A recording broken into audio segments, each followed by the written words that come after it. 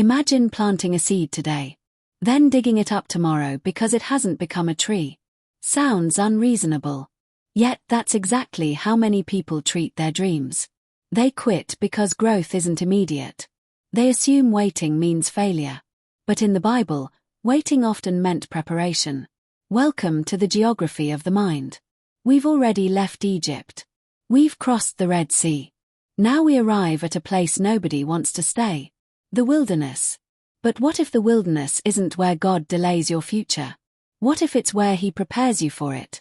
Nobody volunteers for the wilderness. It's uncomfortable. It's quiet. It's uncertain. There are no cities. No markets. No permanent homes. Only endless sand stretching toward the horizon. From a human perspective, it looked like a wasted season. 40 years without reaching the destination.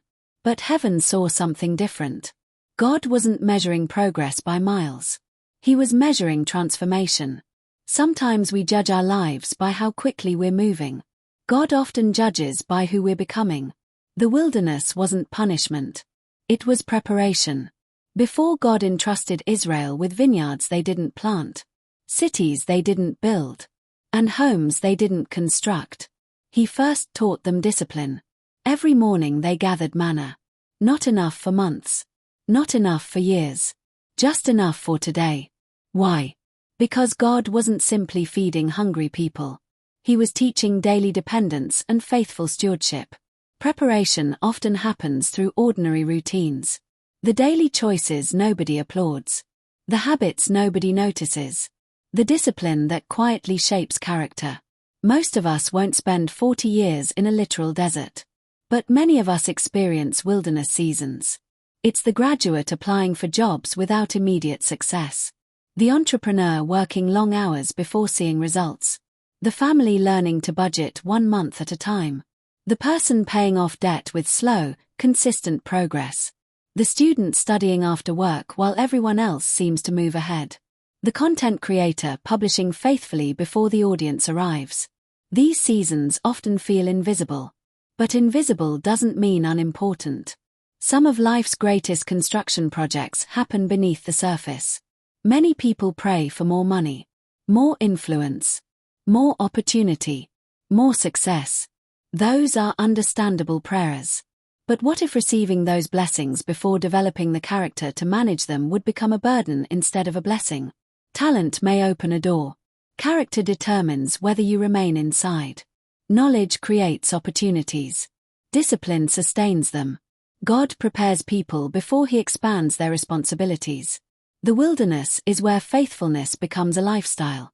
One of the greatest lies we believe is this: if nothing exciting is happening, nothing important is happening. But seeds grow before they break through the soil. Foundations are built before walls rise. Roots deepen before fruit appears. The wilderness teaches patience. Not passive waiting. Purposeful preparation. While Israel walked through the desert, God was teaching them trust. Obedience. Community. Generosity. Dependence. Every lesson prepared them for the promised land. The destination wasn't enough. They needed the character to sustain it. Reflection, 8 to 9 o'clock. Ask yourself, what wilderness season am I in right now?